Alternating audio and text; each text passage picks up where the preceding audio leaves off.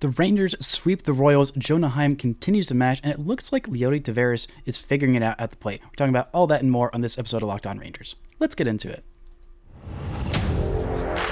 You are Locked On Rangers, your daily Texas Rangers podcast. Part of the Locked On Podcast Network, your team every day.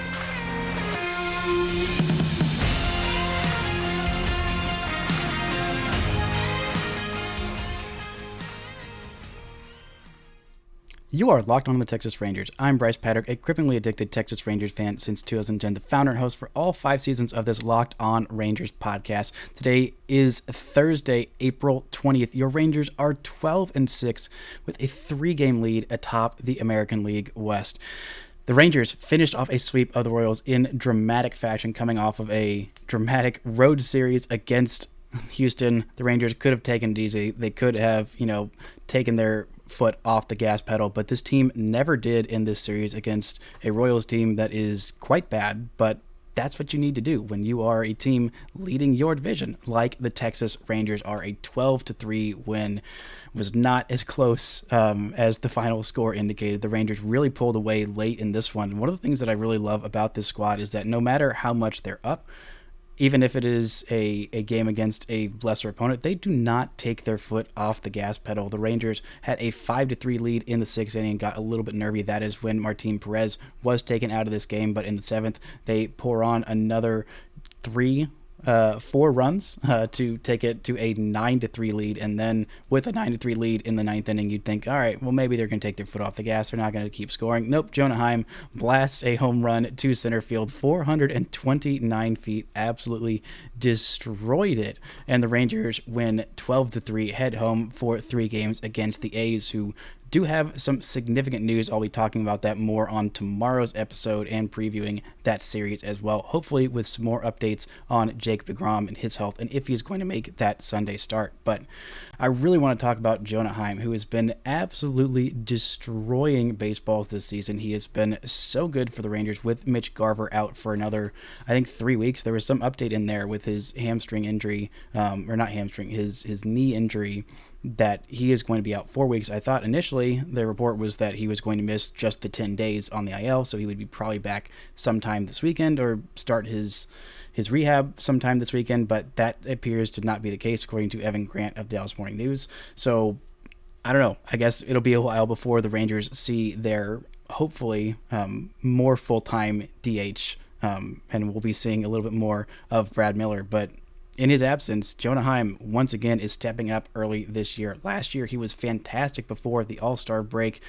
He had a 781 OPS with 12 home runs in 69 games before the break last year, and then kind of fell off a cliff this year. He is starting just as hot, if not hotter, than he did last year. So far, he has played in 13 games for the Rangers, hitting .311 with an on-base of .385 and slugging .556. That is a .940 OPS, and of the Rangers' everyday starters, that is the highest by far for the guys who are not on the injured list at the moment. But Jonah Heim has been crushing it, not just offensively, defensively. He is a .7 baseball reference WAR for the season, second on the team to just Marcus Semien, who had a 3-hit game in this one, also reached base a 4th time on a catcher's interference. I don't think that counts as an offer in terms of at bats. It counts as reaching on error. I feel like it should count for your on base because you are literally getting on base. But Marcus Semien just continues to absolutely dominate on the road. We're talking about Jonah Heim, who might be one of the best catchers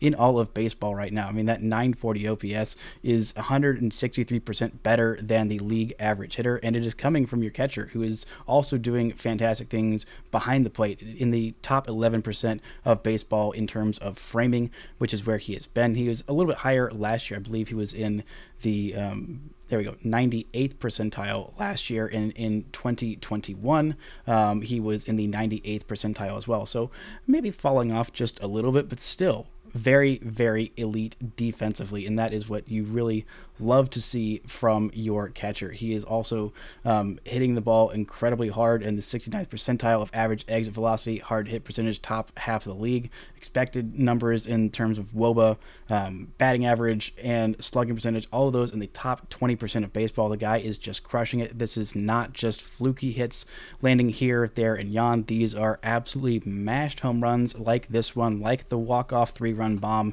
that he hit the other day against the Royals.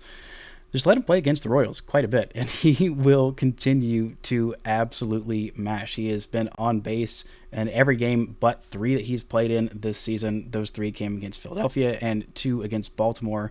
But since April 8th against the Cubs, in every game he's played in, he's reached base at least 1 time. He is walking at a good rate, which is something that he has always done.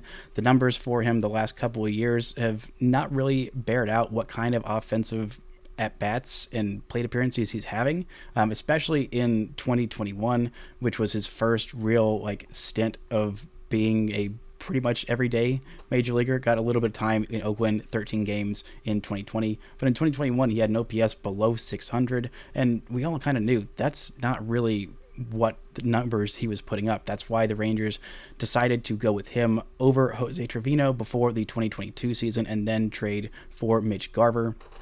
They believed in the power potential, and last year he had 16 home runs. He probably could have hit a few more if he wasn't so exhausted. If Mitch Garver wasn't on the IL for the entire second half of the season and was able to catch after the month of May, I think even May he was still not catching at that point. But Jonah Heim had a very, very heavy workload last year, 127 games. He might be somewhere around there this year. I don't know if they'll DH him as much. It depends on how healthy Mitch Garver can be.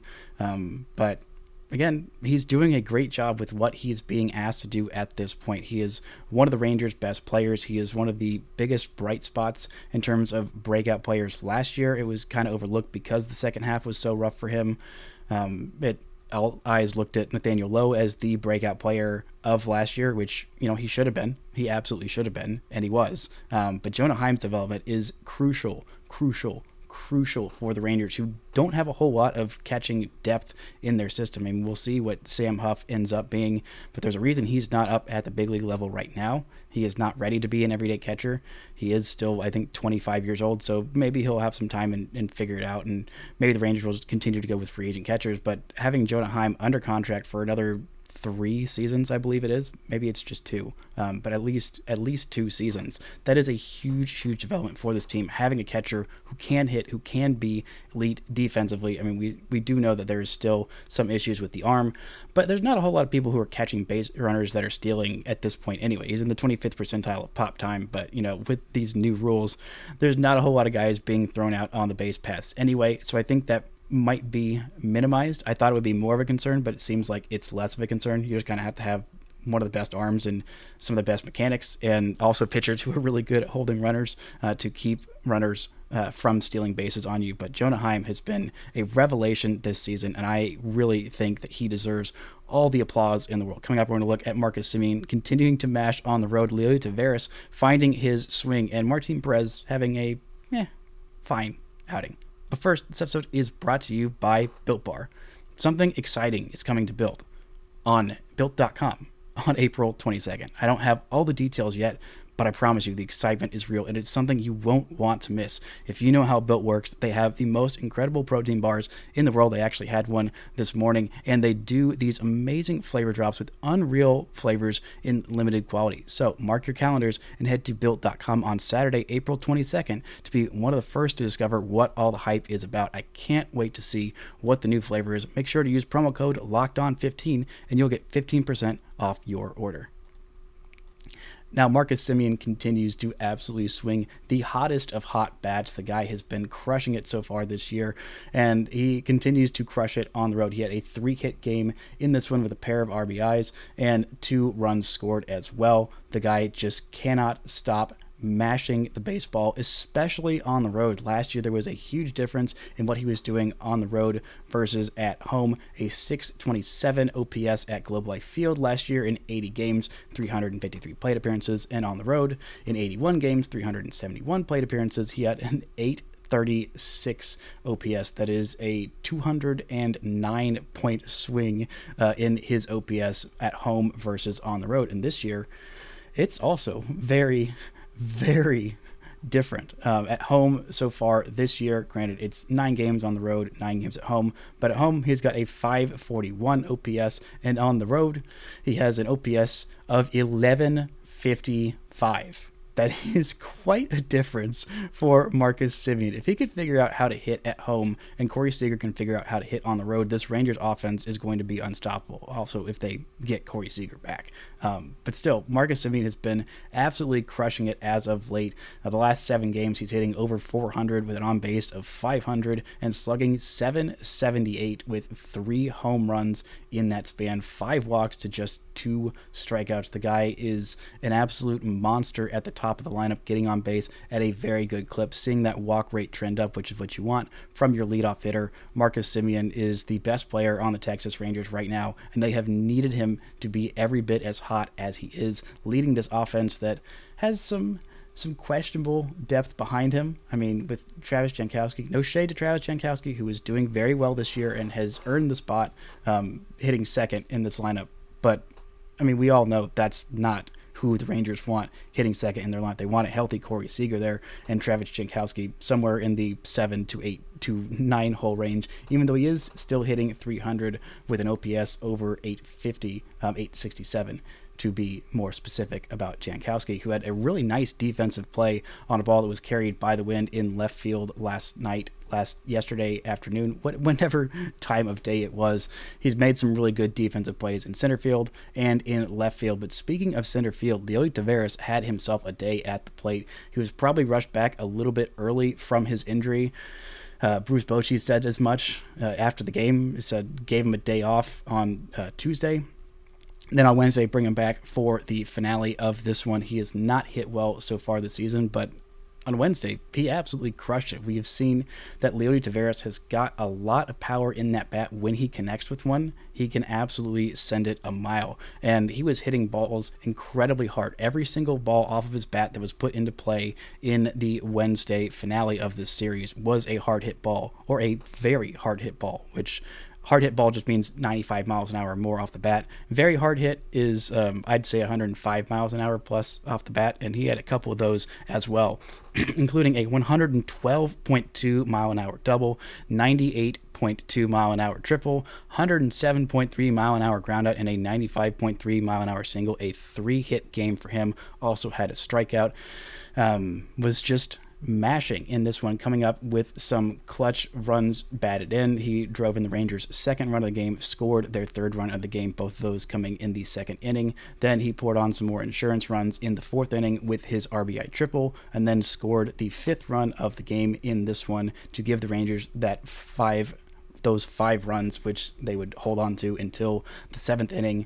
The Rangers got enough out of their starter, Martin Perez, who was just fine in this one. I would like to see him be a little bit sharper, but one of the things that I talked about before this game is that I didn't want to see Martin Perez walking anybody. He didn't walk anybody in this one, so that's a decent start. 5 2/3 innings for him. Wish he could have gone through 6, and maybe he could have if the Rangers gave him a little bit longer of a leash, but it was getting a little bit nervy at that point. The Rangers decided to bring in Jonathan Hernandez. I think a good call from Bruce Bochy. Hernandez pitched an inning and a third of perfect baseball. No walks, no hits, no base runners, no strikeouts either. He was just all business getting those ground balls, that weak contact, and he got the Rangers into a position where they were out of the high leverage situation. That was probably the highest leverage situation of the game outside of Martin Perez's outing, because when you start a game, it's tied, so that's a higher leverage situation, but still not very late in the game. Jose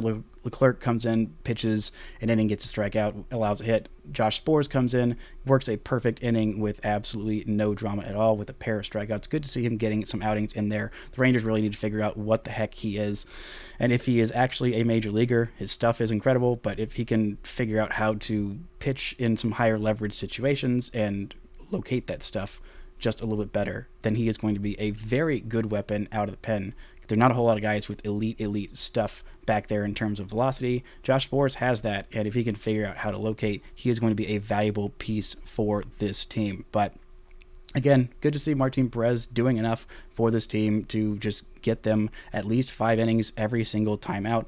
I'd like to see him go a little bit deeper into games more often. He was allowing quite a bit of hard contact, including an absolutely mashed home run from Bobby Witt Jr., who continues to impress. That kid is really freaking good. I know the stats and the WAR doesn't really like him very much last year. I mean, he just did not have that impressive of a WAR season overall, but the counting stats are really freaking good. The plays that he makes athletically at shortstop are really good. Maybe it's not as consistent, so that's why the defensive WAR numbers don't really like him all that much. But I mean, the kid has made some really, really great plays, including in that game where Jonah Heim hit the walk-off home run. In extra innings, he made that diving play, running back. It just did not seem like he had any chance in heck, but he is the fastest player in baseball, and he made that play, kept the runner from scoring on that Nathaniel Lowe pop-out in the 10th inning of the game last week, and that is something that is going to stick with me because that is a really, really good play.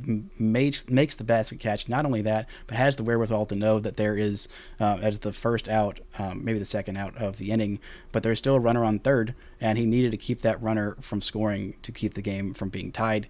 Turns around after making that play and makes the throw home. That kid is very impressive. Would be nice to have him on the Texas Rangers, but still, shout out to the Colleyville Heritage kid for that home run, and to the Texas Rangers bullpen for holding up in a sweep. Coming up, we're going to look at the depth of this lineup and a potential add of a former Ranger who is absolutely crushing this year. But first, this episode is brought to you by eBay Motors. For a championship team, it's all about making sure each player is the perfect fit. It's the same when it comes to your vehicle. That's why every part needs to fit just right. So the next time you need parts and accessories, head to eBay Motors. With eBay Guaranteed Fit, you can be sure every part you need fits right the first time around. Just add your ride to My Garage and look for the green check to know if the part will fit, or your money back. Because just like in sports, confidence is the name of the game when you shop at eBay Motors. And with over 122 million parts to choose from, you'll be back in the game in no time. After all, it's easy to bring home a win when the right parts are guaranteed. Get the right parts, the right fit, and the right prices on ebaymotors.com. Let's ride. Eligible items only. Exclusions apply. Now, speaking of the right fit, a former Ranger is absolutely crushing it in a new home, just like I said he would. Just like I said, the Rangers probably should have added him, but they didn't do that.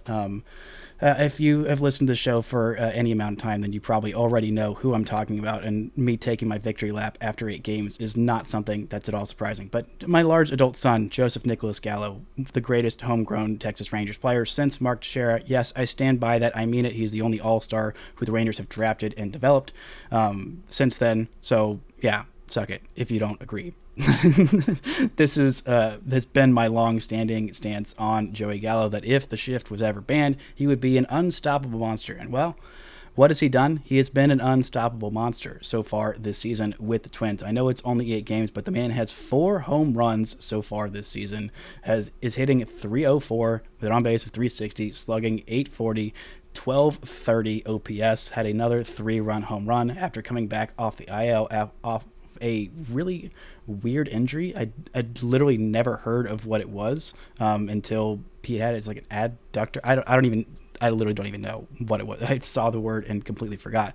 But Joey Gallo is absolutely crushing it for the Twins. He's on a 1-year, $11 million contract, and the Rangers signed Robbie Grossman to a deal that was less than that to be their everyday left fielder, who has not really lived up to that. But it's fine. It's not like they spent all that much. It was only $2 million and contains another $3 million in performance bonuses. So up to $5 million. They could have doubled that and added $1 more million to get Joey Gallo, who is absolutely crushing it. Like pretty much everyone knew that he would. I mean, Corey Seager, we have seen so far this season, is crushing it without the shift. Joey Gallo, just the poster child of the shift, is absolutely crushing it as well. He is going to be a free agent after this year, and the Rangers are going to have some money to spend, and the outfield has some question marks. Leody Taveras, he can hold down center field for now.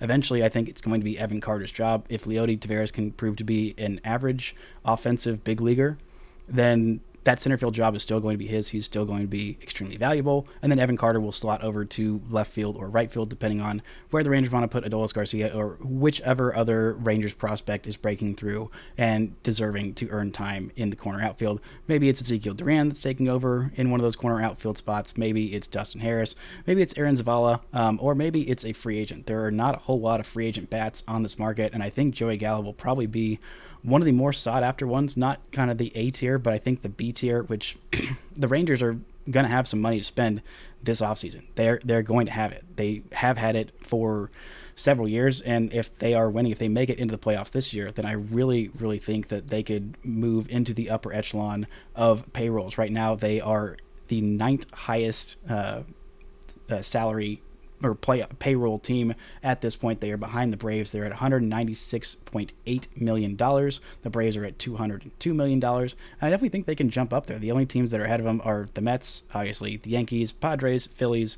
Dodgers, Angels, who might be lower on that ranking after they lose Shohei Ohtani this offseason, or maybe trade him. I'll talk about that on Friday's episode as well, a report from Jeff Passan talking about what the Angels might do if they start losing and get out of contention, which right now they're 3 games behind the Rangers in the American League West. Also, the Blue Jays are ahead of the Rangers, who have a $5 million more expensive payroll than the Houston Astros, which is kind of interesting, but also kind of a sign of the Astros getting some really cheap homegrown pitching, which would be nice if the Rangers could do, but they can't and they aren't. So you're going to have to keep spending money because that is the Rangers' rebuild plan, just to spend a whole bunch of money. And in the outfield, the Rangers have not gotten a whole lot of production offensively from those outfielders. I mean, the guy who's played the most games in left field, Ezekiel Duran, who did have a really nice game. His 3rd straight start, was able to DH in this one, had a bases clearing double, hooked I think it was a slider, maybe it was a curveball that was low and away outside the zone on a 2-strike pitch, hooked that into left center field out of the range of the incredibly rangy center fielder for the Kansas City Royals. Their entire outfield defense is super rangy, which you need when your outfield is 18 million square miles like it is in Kauffman Stadium. But good at bat for him after a multi-hit game the day before. Nice to see him building on those at bats and getting some more time in the lineup. I think that will help him to get that consistency. Maybe it would have been nice for him to start the year in AAA, but he can help the Rangers big league squad, as we have seen, and hopefully he can be a little bit more consistent. But in center field, they have Leody Taveras, who even after that 3-hit game has an OPS of 615. Adolis Garcia has been coming up in big moments, does have 4 home runs, 19 RBIs, which lead the team, but an on-base of 256 and slugging under 300, hitting just 206. I think that'll turn around, and I think he'll end up being fine. But it goes to show the Rangers don't have all that much production outside of guys like Jonah Heim, Marcus Semien. Even Daniel Lowe is not having that great of a season. He's hitting just 250. His on base is below 300. He does have a pair of home runs and 7 doubles, which lead the team, not the home run, the doubles.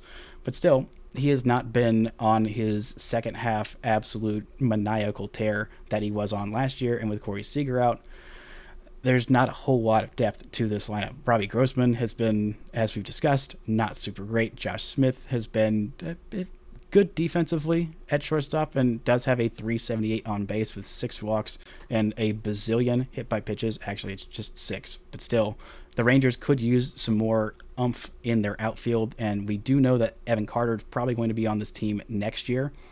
Maybe he's going to be in a corner spot. Maybe he's going to be in center field. Maybe Dustin Harris is pushing for the big leagues at that point. I'm not entirely sure. It might be more of a mid-season push next year. He is walking at an insane rate so far with the Frisco Rough Riders. Right now, he's got 11 walks, a 392 on base in 11 games, 51 plate appearances. Nice to see that from him. Also has a home run, a triple, and 2 doubles, but maybe we'll see Aaron Zavala pushing for one of those corner outfield spots. But again, those guys will be rookies, and the Rangers will be very much in there. You got to win freaking right now window of contention next year. They're already kind of pushing up against that this year. It's nice to see them delivering on that, but getting a veteran guy in the outfield like Joey Gallo, who I don't think will be incredibly expensive. It depends on if he's going to hit 300 for the entire year with an on base of 350 and slug 800, which even as slug 870, not 800, 870. I didn't mean to sell my large adult son short. But still, if he's going to do something like that all year, which even as the biggest Joey Gallo believer outside of maybe his own parents. I don't know that he's necessarily going to have a 1230 OPS at the end of the season. But still, I think that it would be a good option. I think it would have been a great option for the Rangers to bring it this year. And if they had Joey Gallo in this lineup playing left field every day, then, man, this team might not have lost a game yet so far. I mean, they probably would have. But still, there are other options on the free agent market. Guys like Michael Conforto, I think, is going to get a lot of looks at the top of the market. We'll see how good this attempted bounce back season is for Cody Bellinger. He has a mutual option with the Cubs for next year. Other outfielders include Teoscar Hernandez, who is crushing it with Seattle this year. I think Seattle is going to be very inclined to bring him back. Obviously, there's Shohei Ohtani at the top of the market, and I think a lot of things will be on hold until Shohei Ohtani signs his deal. But outside of him, I mean, there's Michael Brantley, who hasn't played yet this year, AJ Pollock, who hasn't been super inspiring, Jorge Soler, who I believe has been crushing it for Miami, and Hunter Renfroe. And then you also have guys like, where we go? Oh, yeah, Matt Chapman, who is just the hottest hitter in friggin' baseball right now. What a time to have a career year for him. He's leading the league in on base, and I believe in OPS. I don't think he's leading in batting average, because I think that's Luis Arias, who's hitting like something like 492 last time I checked over in Miami. I think a lot of people are going to be very interested in Matt Chapman this offseason, who will be turning 30 and still a very good defensive third baseman. I don't know that the Rangers will necessarily be interested in that. I'd like them to add one big bat. If it's Matt Chapman, then great, and you want to move Josh Young to first base or left field or whatever, then I think that he'd be fine, and he'd figure out a way to do that and be pretty decent. But yeah, I think Joey Gallo is a guy who they should target. Their lineup next year would look something like this, with Marcus Semien, Corey Seager, Nathaniel Lowe. Maybe Josh Young gets moved up to batting cleanup. Then you have Joey Gallo hitting fifth, Adolis Garcia DHing, hitting seventh, Garcia hitting sixth, Jonah Heim hitting seventh as your catcher. If he can have an 800-ish OPS as a catcher and in your 7-hole as a switch hitter, that would be pretty freaking sweet for the Rangers. Then Evan Carter in left field hitting eighth. Maybe he'd be moved up a little bit higher, depending on how much time he gets in the big leagues this year, if any at all. And Leody Taveras in center field in the 9-hole. And if you want to switch that around, maybe you want to add maybe one of your other prospects, maybe Dustin Harris or Zavala is up, and you put them in left field, Evan Carter in center field. That is a really freaking strong lineup from 1 through 9, with some depth in case injuries happen. This Rangers lineup has been coming up in big moments. There haven't been a whole lot of overall numbers in terms of production from the guys in the bottom of the lineup, but one of the things that they have done very well is come up in big moments, come up when the Rangers needed them to. The Rangers are hitting incredibly well with runners in scoring position. That's why they're scoring so many freaking runs. They come up with these 2-out hits, these rallies that lead to these huge innings that the Rangers have done a good job of doing. They had a 4-run inning in the 7th in this Wednesday game. They also had a 3-run inning in the 9th. Granted, all those 3 runs came off the bat of Mr. Jonah Heim and his big homer. But still, this team knows how to come up in the big moments. They might not have the most consistent numbers, and I think eventually that will lead to a lower overall run production. But for right now, the Rangers are squeezing out some hits, and I think a way to shore that up would be signing, hopefully, Joey Gallo this offseason to a big contract, which I still wish they would have signed him to an extension. Maybe it would have made the rest of 2021 and 2022 a little bit less miserable for me personally. But hey, Josh Smith and Ezekiel Duran, and in spurts Glenn Otto, and maybe even Trevor Hauver if he gets up to the big leagues at some point in his career. That could end up being an absolute haul. And if the Rangers end up signing him back, then I am going to laugh forever at the Yankees for making that deal, and for the Rangers for bringing my large adult son, Joseph Nicholas Gallo, home.